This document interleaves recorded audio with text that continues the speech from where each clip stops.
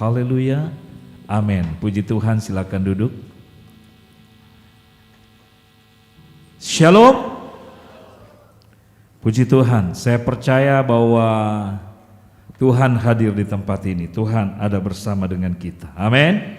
Haleluya. Puji Tuhan, Bapak Ibu Saudara. Di media, halo? Oh bisa ya?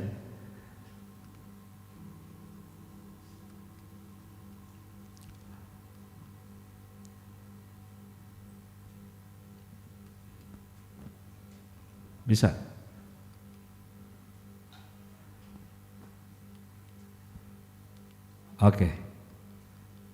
Oke, baik Bapak Ibu Saudara yang saya kasih dalam Yesus Kristus, pagi hari ini kita terus bersemangat, amin. Saudara percaya bahwa Tuhan hadir di tempat ini? Kalau Tuhan hadir di tempat ini, kita tentu mempunyai semangat yang luar biasa, amin. Karena kita berjumpa dengan Allah yang dahsyat dan luar biasa. Bapak Ibu Saudara, hari-hari ini kita sedang berbicara atau sedang merindukan agar supaya kita mengalami perkara-perkara dahsyat ya sebagai gereja Tuhan. Karena kita ingin menjadi berarti dan maksimal dalam gereja. Saudara mau ingin menjadi berarti dan maksimal dalam gereja? Haleluya. Nah, hari ini subtemanya itu gereja sebagai mempelai wanita. Nah, Bapak Ibu Saudara, hari ini kita mau berbicara tentang gereja sebagai mempelai wanita. Kalau beberapa waktu yang lalu atau minggu-minggu yang lalu kita sudah berbicara tentang gereja sebagai prajurit Kristus ya, sebagai tubuh Kristus. Nah, pada hari ini kita mau berbicara tentang gereja sebagai mempelai wanita. Nah, Saudara, mengapa kita harus berbicara tentang gereja sebagai mempelai wanita? Karena Tuhan merindukan agar supaya orang-orang yang percaya kepadanya tampil menarik dan suci kudus di hadapannya. Amin. Nah, Saudara, kita mau lihat ayat firman Tuhan yang disampaikan oleh Paulus yang terdapat di dalam kitab. Kok nggak jalan lagi? Di dalam kitab 1 Korintus, 2 Korintus, nggak bisa ya? Oke, apakah mengikuti ini atau di sana? Ini ya? Oke, baik Bapak Ibu Saudara, kita akan baca firman Tuhan yang terdapat di dalam kitab 2 Korintus pasalnya yang ke-11, ayatnya yang ke-2 sampai 3. Ya, ini berbicara tentang gereja sebagai mempelai wanita. Kita baca bersama-sama. Amin. Bisa lihat di depan terbaca ya. Oke. 2, 3. Sebab aku cemburu kepada kamu dengan cemburu ilahi, karena aku telah mempertunangan kamu kepada satu laki-laki untuk membawa kamu sebagai perawan suci kepada Kristus. Tetapi aku takut kalau pikiran kamu disesatkan dari kesetiaan kamu yang sejati kepada Kristus, sama seperti Hawa diperdayakan oleh ular itu dengan kelicikannya. Bapak Ibu Saudara yang saya kasih di dalam Yesus Kristus, ini surat yang disampaikan oleh Paulus kepada jemaat yang ada di Korintus. Nah, Paulus menyampaikan surat ini, Bapak Ibu Saudara, ya. Kenapa? Karena dia memiliki kekhawatiran terhadap jemaat yang ada di Korintus ini, karena pengaruh-pengaruh ajaran palsu yang masuk di dalam gereja yang ada di Korintus ini. Nah, Saudara, kalau kita melihat di dalam 1 Korintus ya, kitab 1 Korintus ini kan kitab 2 Korintus. Kita melihat bagaimana orang-orang yang ada di Korintus, jemaat di Korintus, mereka adalah jemaat yang dahsyat dan luar biasa. Mereka dipenuhi dengan karunia yang dahsyat dan luar biasa. Tetapi ketika masuk di dalam 2 Korintus ini, Bapak Ibu Saudara, ya, Paulus berkata bahwa dia memiliki kekhawatiran. Dia takut kalau pikiran kamu disesatkan dari kesetiaan kamu yang sejati kepada Kristus, sama seperti Hawa diperdayakan oleh ular itu dengan kelicikannya. Nah saudara, tentu kita semua ingin mengalami perkara-perkara dahsyat daripada Tuhan. Amin.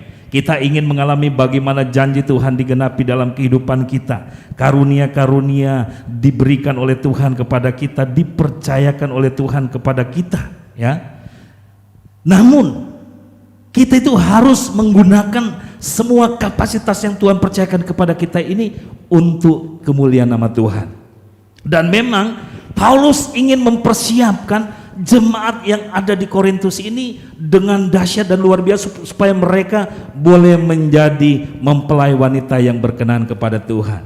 Nah, karena itu Bapak Ibu Saudara, kalau kita melihat ini benar seperti apa yang dikatakan oleh Tuhan Yesus, bahwa jangan sampai Bapak Ibu Saudara yang kasih dalam Yesus Kristus, jemaat Tuhan itu menganggap bahwa yang penting percaya itu sudah selesai.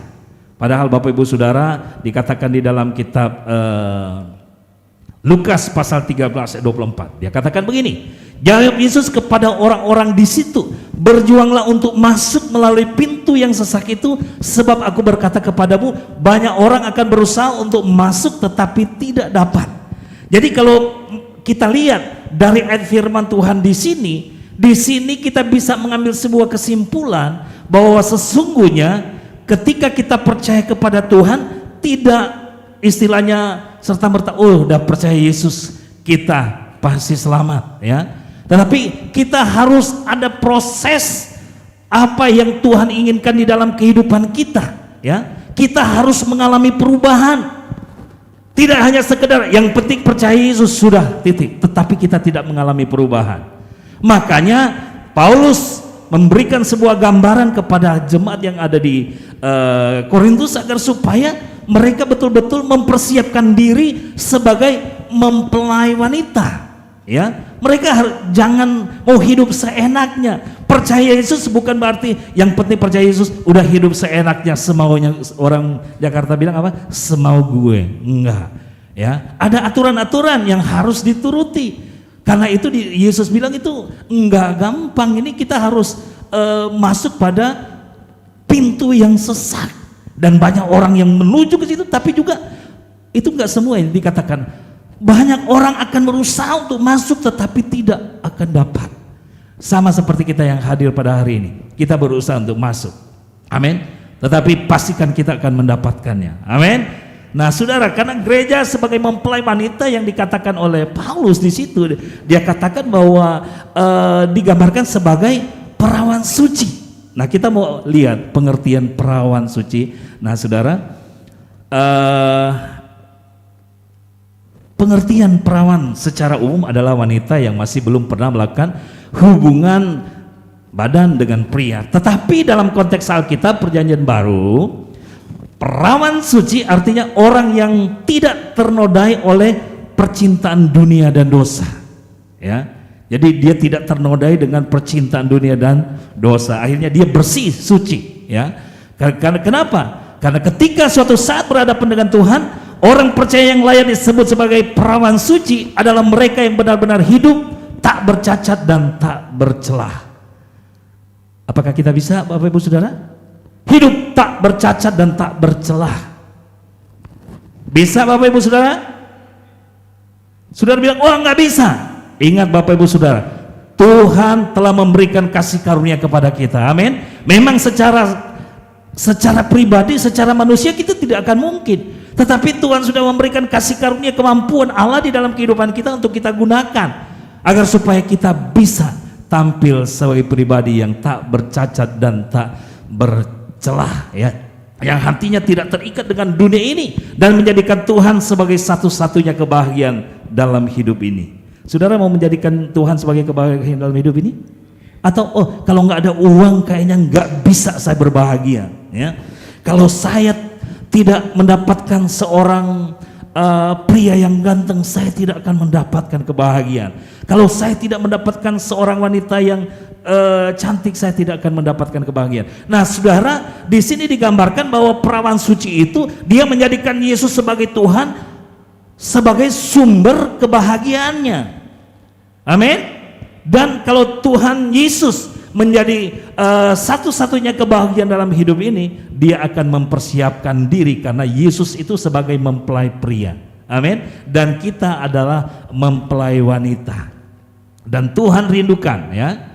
Tuhan inginkan agar supaya perawan suci adalah orang yang percaya, yang tidak tersandra oleh keinginan dan kemewahan dunia. Artinya orang-orang yang percaya kepada Tuhan Yesus sebagai mempelai wanita, mereka tidak akan terikat atau tersandra dengan keinginan atau kemewahan duniawi, ya.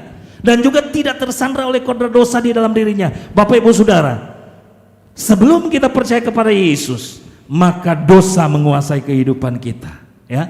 Kita diikat oleh dosa. Tetapi ketika kita percaya kepada Yesus sebagai Tuhan dan Juru Selamat, ya, kita dibersihkan, dikuduskan oleh Tuhan, dan kita diberikan kasih karunia untuk menghadapi setiap godaan, cobaan, ujian di dalam kehidupan kita, supaya kita tetap berada pada posisi suci, kudus, dan tak bercelah, ya. Jadi Bapak Ibu Saudara, jangan Bapak Ibu Saudara menghadapi masalah sedikit, Bapak Ibu Saudara bilang, aduh saya nggak mampu, saya nggak kuat. Ya memang betul Bapak Ibu Saudara, saudara mungkin berteriak, aku tidak kuat, aku tidak mampu, karena kita menggunakan kekuatan kita sendiri, mengandalkan kemampuan kita sendiri. Tetapi mari kita andalkan Tuhan, amin. Sebagai mempelai wanita, ya, kita harus mengandalkan Yesus sebagai mempelai pria yang akan terus memberikan kekuatan kemampuan kepada kita. Amin. Percaya Yesus Kristus itu adalah Allah yang dahsyat. Amin. Dia ada bersama dengan kita. Rohnya ada di dalam kehidupan kita, dan kita tidak perlu khawatir apa yang kita hadapi, karena dia ada pasti untuk membela dan menolong kita. Dan ingat Bapak Ibu Saudara, bahwa perawan suci sebagai mempelai Tuhan itu perlu pendewasaan, ya. Perlu pendewasaan. Jadi ada sebuah proses tentu, ya. Kalau kita berbicara pendewasaan, itu ada proses di dalamnya. Nah, karena itu Bapak Ibu Saudara, kita melihat tidak mudah memang menjadi perawan suci, ya, untuk menjadi pribadi yang tidak ternodai oleh pengaruh-pengaruh dunia, dosa-dosa duniawi, ya. Itu tidak mudah, ya.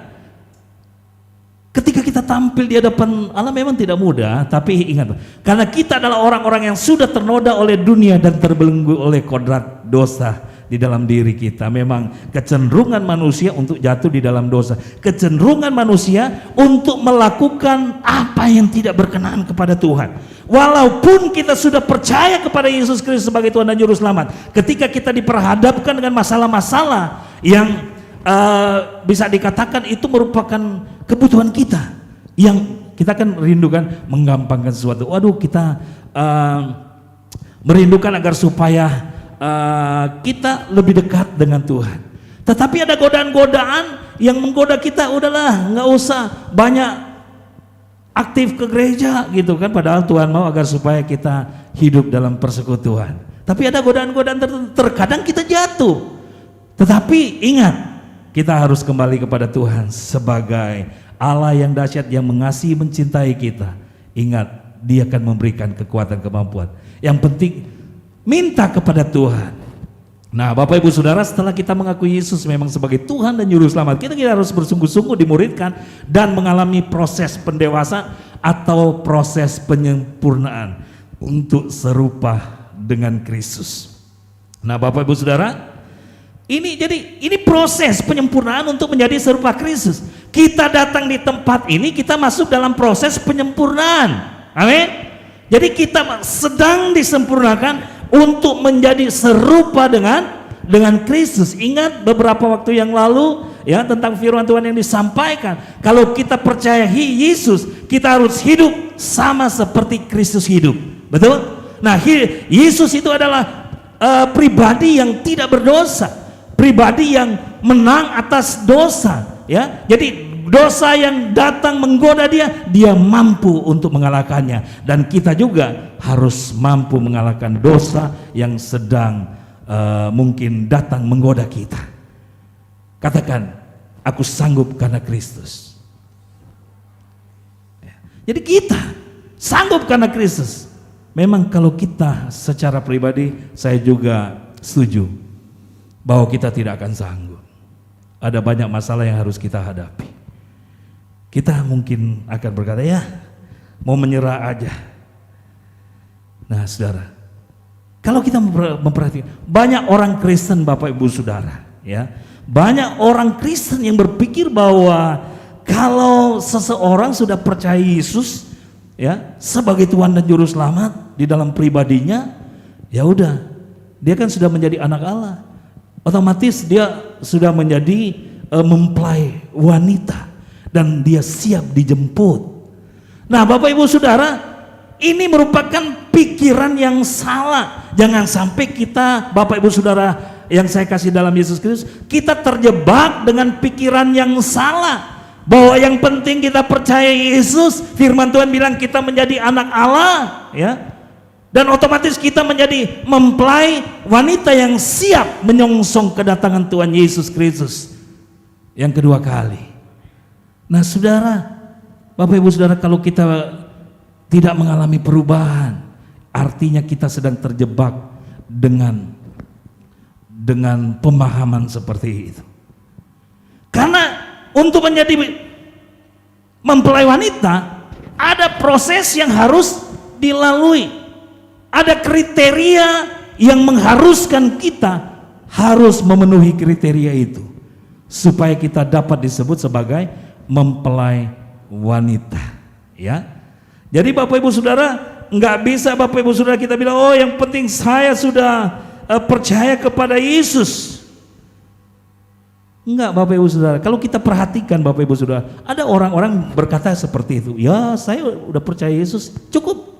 Tapi kita lihat kehidupannya, mengapa banyak orang Kristen tidak mengalami pemulihan di dalam kehidupannya? Mengapa banyak orang Kristen yang jatuh bangun di dalam dosa yang sama?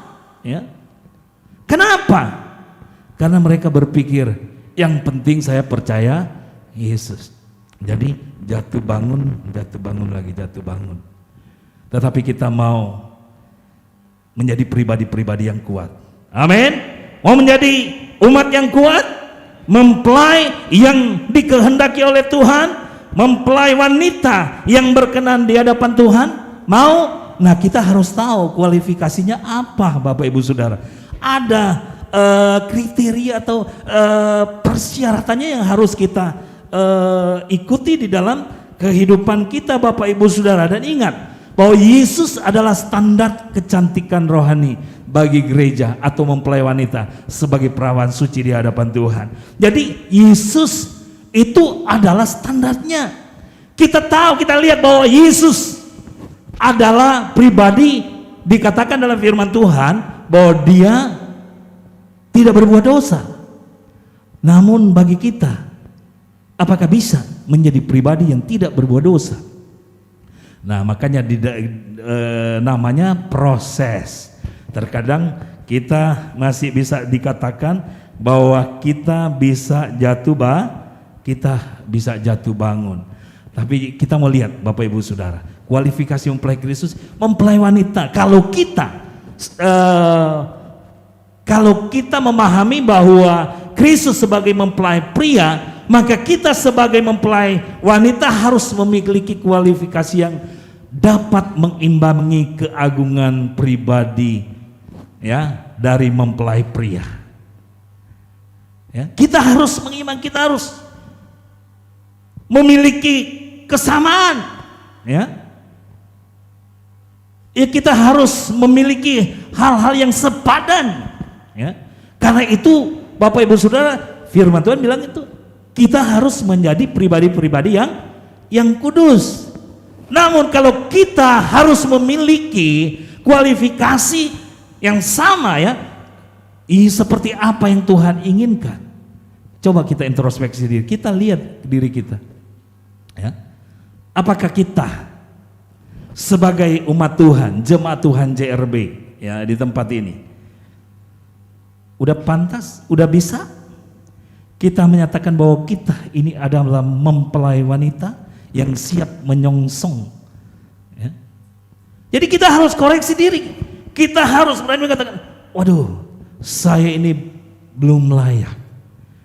Kalau belum layak, kita harus rindu untuk menjadi orang-orang yang layak di hadapan Tuhan.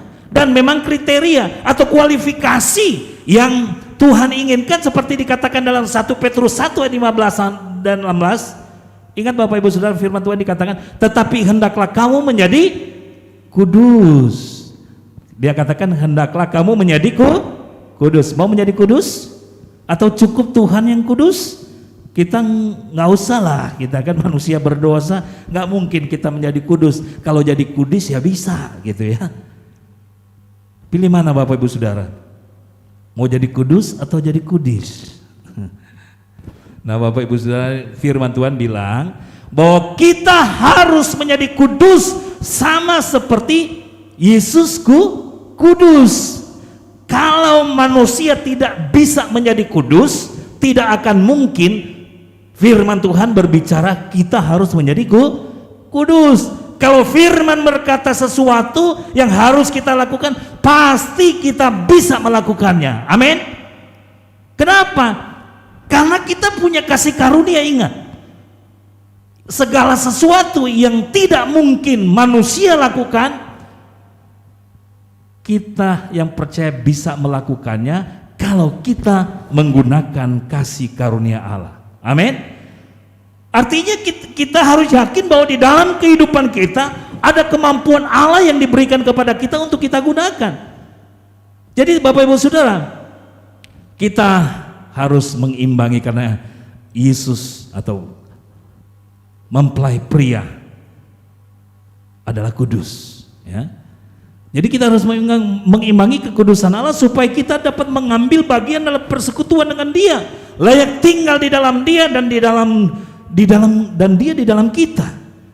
Makanya di firman Tuhan berkata kan, hendaklah kita hidup di dalam Dia dan Dia di dalam kita. Firman-Nya ada di dalam kita, ya. Maka dikatakan dalam firman Tuhan, minta apa saja Dia berikan. Ya. Sebagai mempelai wanita yang sudah mempersiapkan diri untuk dinikahkan, dia tahu bahwa mempelai pria dia mampu, dia memiliki segalanya untuk bisa dia berikan kepada mempelai wanita. Pasti mempelai wanita dia minta dengan senang hati, dan mempelai pria akan memberikannya. Tapi harus memenuhi kualifikasinya Bapak Ibu Saudara. Kita diminta agar supaya kita hidup kudus. Artinya sekarang ini kita harus masuk dalam proses pengudusan, proses perubahan hidup.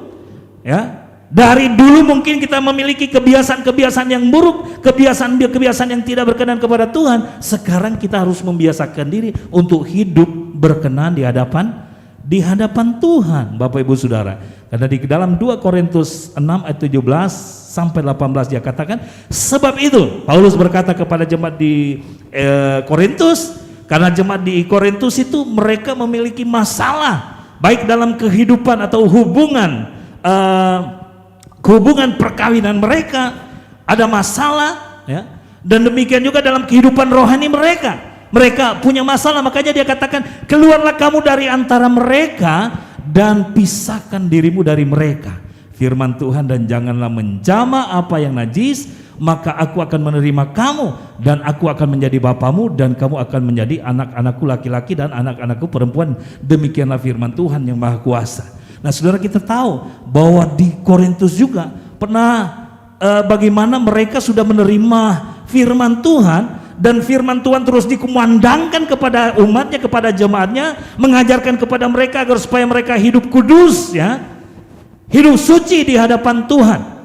Jangan sampai mereka menodai pernikahan, ya. Karena di situ dikatakan jangan sampai kamu menjadi pasangan yang tidak seimbang, ya. Jadi harus menjadi pasangan yang seimbang, itu dikatakan. Nah kalau tidak seimbang, kita harus keluar. Nah demikian juga Bapak Ibu Saudara, di dalam hubungan antara kita dengan Tuhan itu harus ada keseimbangan. Makanya diperlukan kualifikasi yang memang betul-betul memenuhi kriteria yang Tuhan mau. Kalau kita mau menjadi mempelai wanita, kita harus siap menjadi pribadi-pribadi yang suci, kudus, tak bercela, ya, bebas dari dosa. Kita harus tinggalkan segala perbuatan-perbuatan dosa. Jangan engkau masih nongkrong senang di dalam perbuatan-perbuatan dosa. Dikatakan keluar dari perbuatan-perbuatan dosa. Kalau engkau masih senang nipu, senang ngebohong, keluar dari kebiasaan itu, ya. Kebiasaan-kebiasaan yang menyampaikan kata-kata yang kotor gitu kan, ungkapan-ungkapan yang tidak menjadi berkat. Firman Tuhan bilang kita harus keluar, beranjak dari itu, keluar dari situ dan beranjak kepada apa yang berkenan kepada Tuhan, karena kita sedang disempurnakan. Amin. Nah, Bapak Ibu Saudara yang saya kasih dalam Yesus Kristus, memang tidak mudah, karena memang untuk keluar itu perjuangan, Bapak Ibu Saudara ya. Perjuangan untuk menjadi mempelai wanita yang layak bagi Kristus sang mempelai pria. Jadi memang butuh perjuangan. Mau jadi orang yang layak butuh perjuangan. Untuk menjadi kudus suci emang gampang. Emang gampang ninggalin kebiasaan-kebiasaan yang sudah berurat akar, orang bilang berakar di dalam kehidupan kita, kebiasaan udah bertahun-tahun ya ada di dalam kehidupan kita. Itu tidak mudah, tidak gampang, Bapak Ibu Saudara. Tetapi ingat lagi, bersama Yesus kita pasti bisa. Bersama Yesus kita pasti bisa. Katakan, bersama Yesus kita pasti bisa. Amin. Bersama Yesus kita pasti bisa. Nah, karena Bapak Ibu dan Saudara, yang perjuangan ini menuntut seluruh hidup kita ini untuk dipertaruhkan. Makanya Bapak Ibu Saudara, mau percaya Yesus jangan separoh-separoh, ya. Mau percaya Yesus, saya percaya Yesus 50%. Bapak Ibu Saudara, itu separoh-separoh namanya gitu ya. Percaya Yesus 90%. Tuhan Yesus katakan kita mau percaya Yesus harus percaya 100%. Amin. Karena kalau kita hanya percaya kepada Yesus 90%, 10% masih bisa digunakan oleh iblis. Kalau kita percaya kepada Yesus 99%, 1% masih bisa digunakan oleh iblis. Tetapi yang Tuhan mau, kita harus percaya kepada Yesus seutuhnya, 100%. Artinya kita harus tinggalkan segala perbuatan-perbuatan dosa. Jangan bilang, oh dosa yang lain saya udah singkirkan kok, tapi yang dosa yang satu ini masih suka, nggak apa-apa. Bohong-bohong dikit nggak apa-apa, ya. Kalau ya ngomong maki-maki orang mah nggak apa-apa. Kan saya rajin ke gereja, rajin berdoa, rajin baca firman. Kan cuman maki-maki orang doang. Nah, Bapak Ibu Saudara, firman Tuhan bilang tinggalkan segala perbuatan dosa. Memang ini tidak gampang, karena itu perjuangan, udah kebiasaan, ya, udah dikatakan itu sudah mengikat hidup kita, ya. Nah, itu harus memang membutuhkan pertaruhan hidup, ya. Artinya harus segenap hati. Makanya kita harus mempertaruhkan seluruh hidup kita dengan segenap hati, segenap jiwa, segenap kekuatan dan segenap akal budi untuk memperjuangkan pencapaian sebagai perawan suci di hadapan Allah. Makanya Yesus Kristus berkata bagaimana? Kasihilah Tuhan Allahmu dengan segenap hatimu, dengan segenap akal budimu, ya. Jadi jangan mengasihi separoh-separoh. Ketika saya mau menikah dengan calon istri saya pada waktu itu, terus saya katakan kepada calon istri saya yang sekarang jadi istri saya, itu Susanti, ya. Saya bilang, San, saya sayang sama kamu cuman 50% ya. Mau gak menikah dengan saya? 50%, karena saya di tempat lain ada juga yang 25%, di tempat lain ada 25%. Jadi kamu sih yang ketiga tapi lebih besar, separuh, ya. Jadi separuh jiwaku, separuh napasku kuserahkan kepadamu. Nah, kira-kira kalau saya bilang separuh hidupku, separuh cintaku kuserahkan kepadamu, mau nggak menikah dengan saya? Ini istri saya ini ada yang sudah mau nggak separuh?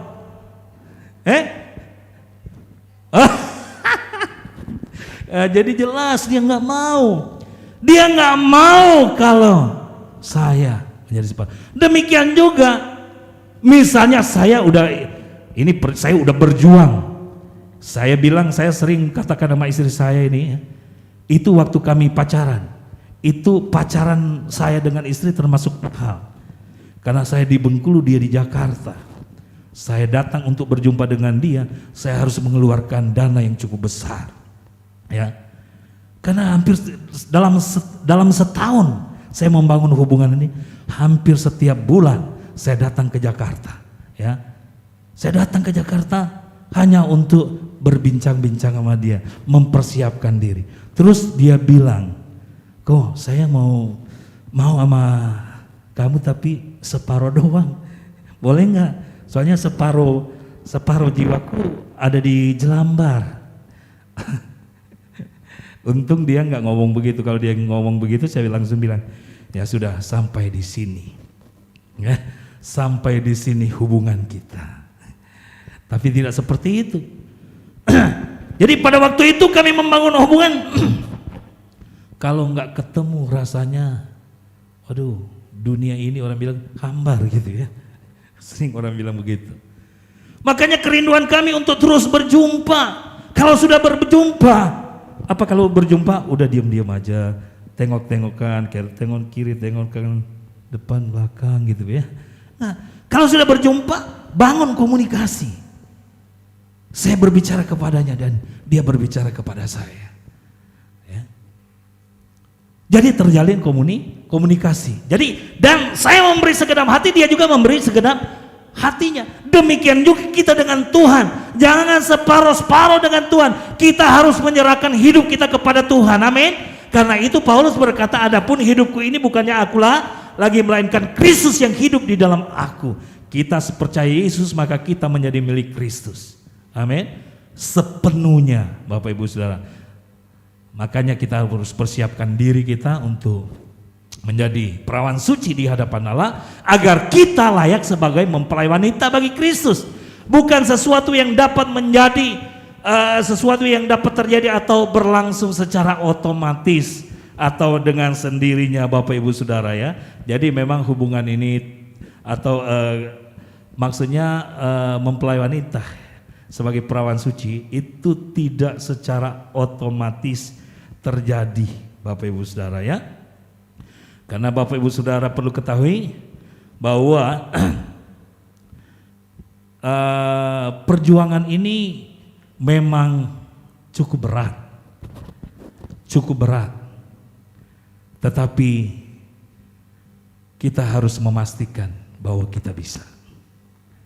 Kita harus bisa memastikan bahwa kita mampu. Amin. Jadi saya berkata kepada istri saya pada waktu sebelum kami menikah, saya bisa. Banyak halangan, banyak tantangan, banyak godaan yang berusaha memisahkan kami. Tetapi saya bilang, tidak. Saya mengasihi dia. Saya mengasihi dia dan dia menyatakan bahwa dia juga mengasihi saya, ya. Jadi banyak godaan, banyak tantangan, rintangan, hambatan, tetapi kami tetap menjalin hubungan. Kalau orang bilang jodoh nggak kemana-mana, betul nggak? Makanya istri bilang itu, iya jodoh nggak kemana-mana, tapi kalau di rumah terus susah juga, repot juga. Dia bilang sekali-sekali kita jalan gitu ya. Ini pandemi ini sudah mulai berakhir, ayo kita jalan. Kemana? Ya kemana aja. Ya bukan kemana aja, harus ada tujuan. Amin. Tetapi walaupun saya mau berkata bahwa walaupun ada tantangan, hambatan, ya kita harus berusaha dan kita bisa karena Tuhan. Amin. Nah, saya nggak perlu saksikan Bapak Ibu Saudara kepada Bapak Ibu Saudara karena udah sering kayaknya ya dengerin kesaksian saya. Bagaimana kehidupan saya banyak tantangan untuk membangun hubungan dan akhirnya direstui dalam pernikahan, ya. Tapi semua hanya karena anugerah Tuhan, tapi tentu melewati perjuangan yang begitu gigih. Kata istri saya, kalau saya tidak berjuang dengan ini nggak mungkin, ya. Karena bisa meyakinkan orang tua yang tidak setuju. Orang bilang orang Chinese dan Fan Kui. Saya dibilang Fan Kui tapi nggak apa-apa. Ya, Tapi dibuktikan bahwa di hadapan Tuhan mau vankui mau pribumi itu sama. Amin. Haleluya. Yang penting hidup terus berjuang. Jangan ada masalah dikit udah memble gitu ya. Berjuang terus. Ada tantangan, saya harus yakinkan wah saya bisa gitu ya. Dan akhirnya ya diterima dengan segenap hati, sepenuh hati. Nah saudara Bapak Ibu yang saya kasih dalam Yesus Kristus, ini keasikan ternyata ini nih materi. Nah Bapak Ibu Saudara, waktu pukul 9:16 ya. Aduh ini kita masuk dalam proses menjadi mempelai Kristus Bapak Ibu Saudara ya. Karena kita bilang proses menjadi mempelai Kristus. Pertama kita harus menjadi milik Kristus, dan saya yakin dan percaya bahwa proses ini sudah kita lewati ya. Karena proses untuk menjadi milik Kristus itu lewat kelahiran baru dan disertai dengan sikap pertobatan yang sungguh-sungguh menjadi syarat utama bagi calon mempelainya. Nah, kelahiran baru ini ditandai oleh sikap hati yang percaya dan sungguh-sungguh berbalik kepada Tuhan serta menjadikan Yesus sebagai penguasa tunggal dalam hidup kita. Nah, kita sudah membuktikan bahwa kita sudah melewatinya. Amin. Karena kita sudah ada di tempat ini, kita sudah percaya Yesus dan semua sudah menyatakan menerima Yesus Kristus sebagai Tuhan dan Juru Selamat. Dan firman Tuhan bilang seperti apa yang saya katakan. Paulus berkata, adapun hidupku ini bukannya akulah, melainkan Kristus yang hidup di dalam aku, dan harganya sudah lunas.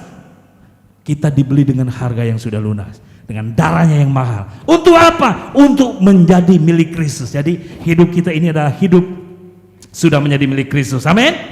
Jadi jangan bilang, oh saya ini milik saya sendiri. Kita sudah tidak punya kuasa sebenarnya dalam hidup kita, karena kita di bawah kontrol kekuasaan Tuhan Yesus ya. Dan hal yang kedua, atau kita lihat di dalam kitab Yohanes 3:5, karena ini diperkuat dengan apa yang disampaikan oleh Yesus, bahwa aku berkata kepadamu, sesungguhnya jika seorang tidak dilahirkan dari air dan roh, ia tidak dapat masuk ke dalam kerajaan Allah. Nah, kita semua pasti ingin masuk dalam kerajaan Allah dan sudah menerima Yesus ya. Sebab jika kamu mengaku dengan mulutmu bahwa Yesus adalah Tuhan dan percaya dalam hatimu bahwa Allah telah membangkitkan dia dari antara orang mati, maka kamu akan diselamatkan. Karena dengan hati orang percaya dibenarkan dan dengan mulut orang mengaku diselamatkan ya. Kita semua percaya kepada Yesus Kristus, amin. Mulut kita senantiasa mengaku bahwa dia adalah Tuhan atas hidup kita, sehingga kita layak untuk menjadi milik Kristus ya. Kita sudah menjadi milik Kristus. Ini adalah proses yang harus kita lalui. Dan Titus pasal yang ketiga 5 dikatakan, pada waktu itu dia telah menyelamatkan kita bukan karena perbuatan baik yang telah kita lakukan.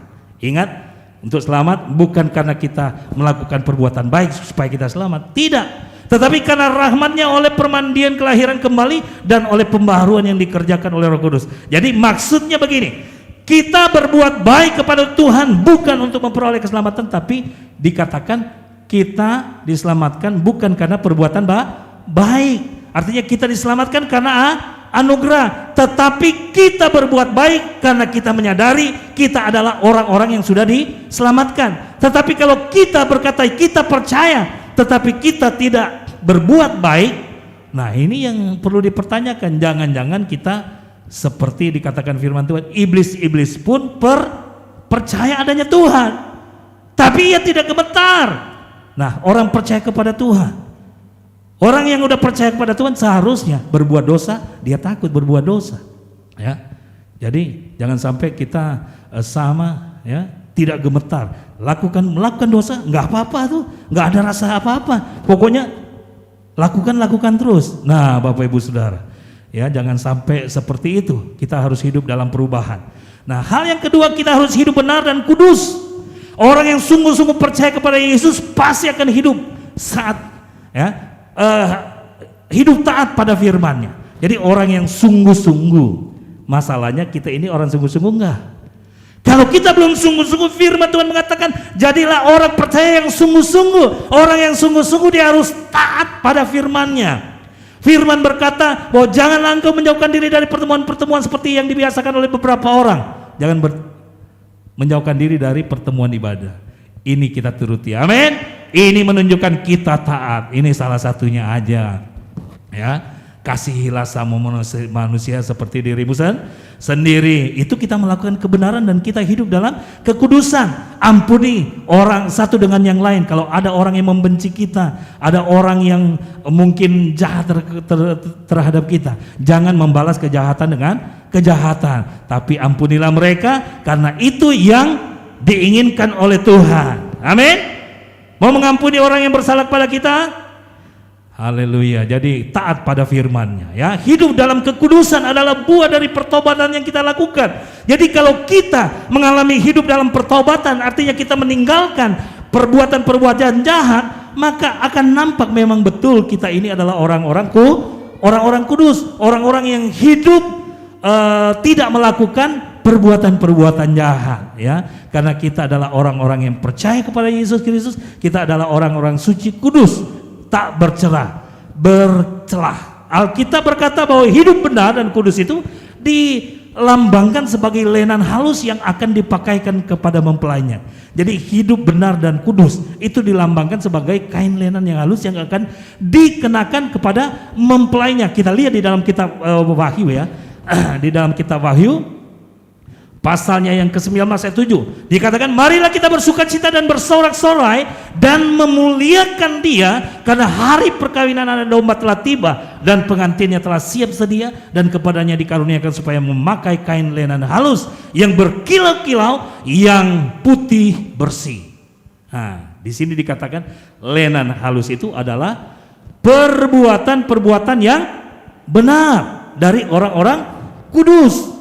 Jadi kita akan mengenakan lenan halus, ya. Kita harus mengenakan lenan halus, perbuatan-perbuatan benar dari orang-orang kudus, orang-orang suci di hadapan Tuhan. Nah, di dalam 1 Tesalonika 5:23 dikatakan bahwa semoga Allah damai sejahtera menguduskan kamu seluruhnya, dan semoga roh, jiwa dan tubuhmu terpelihara sempurna dengan tak bercacat pada kedatangan Yesus Kristus Tuhan kita.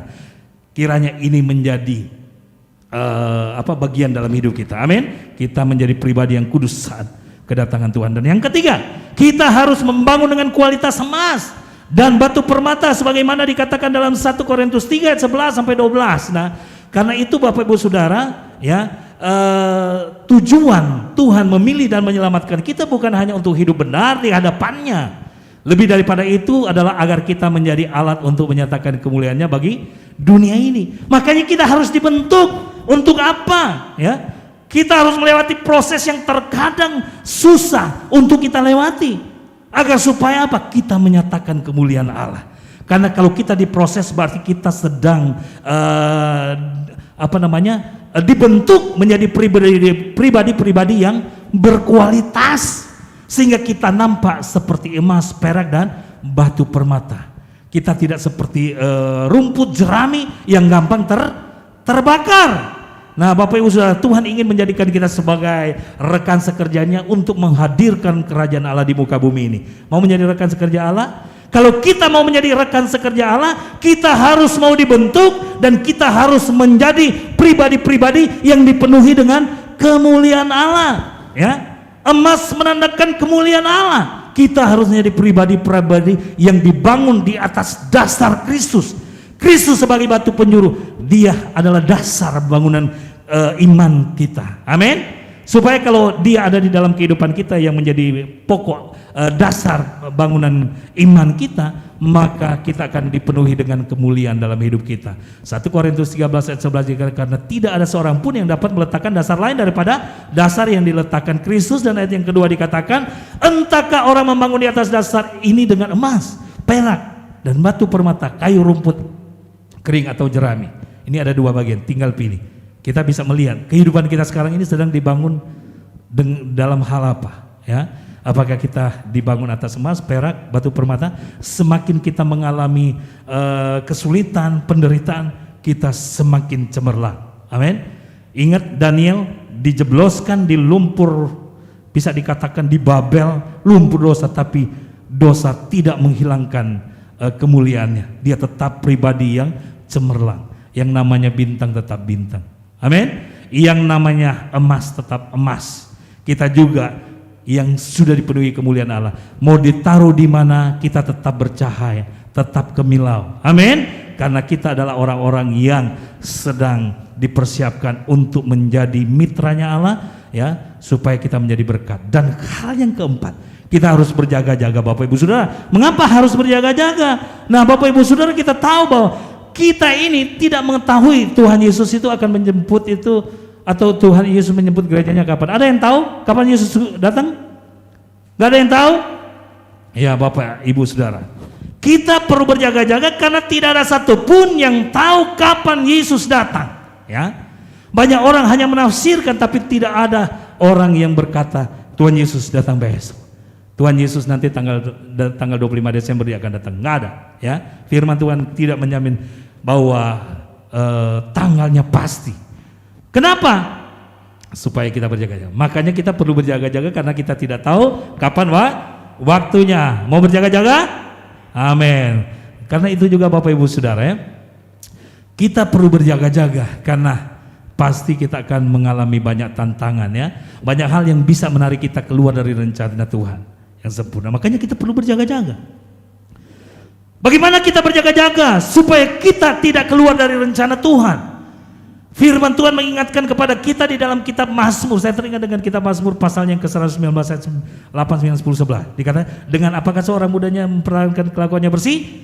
Itu dengan menjaganya sesuai dengan firman-Nya. Dalam hatiku aku menyimpan janjimu. Jadi bagaimana supaya kita tidak keluar dari rencana Tuhan? Taruh firman itu di dalam hati kita. Karena firman itu yang ada di dalam hati kita itu akan menjaga setiap kehidupan kita supaya kita tidak keluar dari rencana Tuhan. Amin. Nah, Bapak Ibu Saudara, tantangan memang selalu ada. Ada yang tidak punya tantangan lagi pada hari ini? Cobaan, godaan dan ujian seringkali kita alami dapat membuat kita keluar dari kesetiaan kita kepada Tuhan. Ini bisa mengeluarkan kita dari kesetiaan kita kepada Tuhan. Tapi saya yakin dan percaya firman itu sudah terpatri dalam hati kita. Amin. Sehingga kita tidak mudah keluar dari rencana Tuhan. Nah, Bapak Ibu Saudara, Matius 24 ayat 42 ini, karena itu berjaga-jaga sebab kamu tidak tahu pada hari mana Tuhan Allahmu. Ya, ini firman Tuhan menegaskan kepada kita, ya, bahwa kita harus berjaga-jaga, ya, sebab kamu tidak tahu pada hari mana Tuhanmu datang. Tapi ketahuilah ini, jika Tuhan rumah itu pada waktu mana pada malam hari pencuri akan datang, sudahlah pasti ia berjaga-jaga dan tidak akan membiarkan rumahnya dibongkar. Sebab itu hendaklah kamu juga siap sedia, karena anak manusia datang pada saat yang kamu tak duga. Jadi kita diingatkan agar supaya kita siap sedia.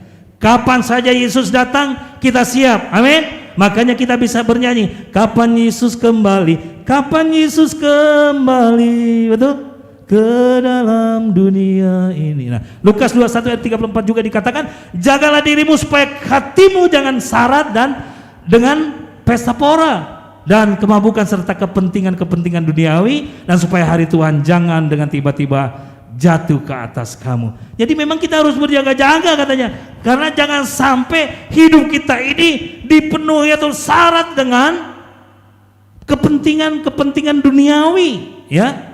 Karena kalau Bapak Ibu Saudara, kapal laut kalau dia kelebihan beban, ya, dia syarat dengan bebannya penuh berat, tenggelam nggak? Tenggelam. Kita juga kalau kita dipenuhi dengan perkara-perkara duniawi, dosa kita akan ditenggelamkan oleh dosa itu. Ya, jadi kita harus buang semua hal-hal duniawi. Ya, perjuangan sebagai mempelai Kristus memang menjadi mempelai Kristus yang sejati berarti tidak lagi mencintai dunia. Ya, ingat Bapak Ibu Saudara, bahwa menjadi mempelai Kristus yang sejati berarti tidak lagi mencintai dunia lagi sebagai tempat meraih kebahagiaan hidup. Ya, tetapi ingat, tadi sudah diingatkan, Yesus yang menjadi fokus kebahagiaan kita. Amin. Karena dia adalah mempelai pria, kita adalah mempelai wanita. Dia menjamin kehidupan kita. Apa yang kita inginkan itu dia akan berikan. Yang penting kita harus memenuhi kualifikasinya, ya. Hidup harus benar-benar berfokus pada kerajaannya dan membantu orang lain membangun hubungan menjadi intim dengan Tuhan. Jadi ingat Bapak Ibu Saudara, kita tidak bisa hidup sendiri. Kita juga harus menjadi berkat bagi orang lain, ya. Satu dengan yang lain kita harus menjadi berkat, ya. Menjadi membantu orang lain membangun hubungan menjadi intim dengan Tuhan. Standar atau ukuran keintiman yang harus dimiliki umat perjanjian baru dengan Tuhan adalah hubungan sepasang kekasih. Itu mempelai yang tidak bernoda atau hubungan suami istri. Nah Bapak Ibu Saudara, ini merupakan hal yang begitu dalam yang harus kita hayati atau pahami. Karena dikatakan dalam kitab Efesus 5 ayat 31 sampai 32 bahwa sebab itu laki-laki akan meninggalkan ayahnya dan ibunya dan bersatu dengan istrinya sehingga keduanya itu menjadi satu daging. Rahasia ini besar, tetapi yang aku maksudkan ialah hubungan Kristus dan jemaat. Rahasia ini besar, dan yang dimaksud oleh Paulus kepada jemaat di Efesus bahwa harus membangun hubungan antara jemaat Tuhan, gereja Tuhan sebagai mempelai wanita dengan Yesus Kristus sebagai mempelai pria. Ya, hubungan itu harus terbangun dan butuh perjuangan. Terdapat perjuangan yang berat untuk menemukan, mengalami, memiliki secara permanen hubungan ini. Jadi perjuangan yang terletak ketika kita harus melepaskan segala ikatan dan kecintaan terhadap apapun, baik dalam kebahagiaan terhadap mamon, kehormatan, gelar, pangkat dan lain sebagainya, dan meletakkan Tuhan Yesus sebagai pribadi yang paling berharga dan tercinta dalam hidup kita. Mampu Bapak Ibu Saudara menempatkan Yesus sebagai pribadi yang paling berharga dari harta kita, dari pencapaian kita, dari handphone kita. Berapa banyak yang lebih cinta Yesus daripada handphonenya? Halo? Bagaimana ketika kita bangun pagi, kita katakan, Tuhan Yesus, Engkau setia, aku bisa bangun dengan tubuh yang kuat, saya diberkati oleh Tuhan. Atau bangun pagi, mana handphonenya? Baterainya masih atau udah low, bed, cas dulu atau gimana? Nah, Bapak Ibu Saudara, kita semua harus menjadi pribadi yang mengutamakan Tuhan. Amin. Karena memang itu perjuangan Bapak Ibu Saudara. Dan ingat, Yesus Kristus itu berjanji bahwa Dia menyertai kita semua. Amin. Dia berkata kepada rasul-rasulnya, dan Dia berkata juga kepada kita bahwa Dia menyertai kita. Dia ada di tempat ini, Dia ada bersama-sama dengan kita. Amin. Roh Kristus ada di dalam kehidupan kita, dan kita harus percaya bahwa Dia adalah Allah yang dahsyat dan luar biasa. Untuk berkualifikasi sebagai perawan suci, orang Kristen harus melakukan perjuangan yang berat. Memang Bapak Ibu Saudara, diingatkan di dalam kitab Lukas 13 ayat 23 dan 24 bahwa dan ada seorang yang berkata kepadanya, Tuhan, sedikit sajakah orang yang diselamatkan? Jawab Yesus kepada orang-orang di situ, berjuanglah untuk masuk melalui pintu yang sesak itu, sebab aku berkata kepadamu, banyak orang yang berusaha untuk masuk tetapi tidak dapat. Kita semua berusaha, amin. Sudah mendapatkannya? Nah, Bapak Ibu Saudara, kita harus berusaha dan mendapatkannya. Amin. Jangan sampai kita tidak mendapatkan. Kita kelihatan berusaha tapi cuma rajin ke gereja tapi tidak mau meninggalkan dosa. Kita harus tinggalkan semua hal-hal yang tidak berkenan kepada Tuhan. Karena Dia katakan di dalam kitab Matius 22 ayat 14 bahwa sebab banyak yang dipanggil tetapi sedikit yang dipilih. Apakah kita ini adalah orang-orang yang sudah dipilih atau kita masih status panggilan? Ya, kita adalah orang-orang yang dipanggil, amin. Kita semua adalah orang-orang yang sudah dipanggil, amin. Kita sudah dipilih. Nah, kita harus memastikan bahwa kita adalah orang-orang yang sudah dipilih, ya. Tapi buktikan, orang yang dipilih dia harus menjadi mempelai wanita yang suci, kudus, ya, tak bercacat dan tak bernoda di hadapan Tuhan. Karena mereka yang terpilih adalah mereka yang memiliki kekudusan atau kesucian hidup, yang di Matius 22 ayat 1 sampai 14 digambarkan sebagai pakaian pesta. Jangan sampai gagal mempersiapkan diri mengenakan pakaian pesta. Saudara, untuk masuk di dalam sebuah pesta pernikahan katanya, kita harus mengenakan pakaian pesta. Kalau enggak, kita enggak diterima, ya. Pakaian pesta, pakaian kebenaran, pakaian kekudusan. Amin. Kita harus menjadi pribadi-pribadi yang kudus, yang berkenan kepada Tuhan. Ingat, mempelai wanita yang berkualifikasi sebagai perawan suci, keberadaannya bukan sekedar status, tetapi hidupnya harus serupa Kristus. Yang percaya katakan amin. Kita harus menjadi serupa Kristus, amin. Tidak hanya sekedar status, pasang status di FB, di IG, di apa lagi, YouTube, apa di mana lagi, ya, bahwa saya mempelai wanita, Kristus mempelai pria, atau saya, ya, pribadi yang siap menyongsong Tuhan. Tapi Bapak Ibu Saudara, kita harus menjadi pribadi yang serupa dengan Kristus. Mau jadi serupa Kristus? Haleluya, kita bangkit berdiri semua. Kita percaya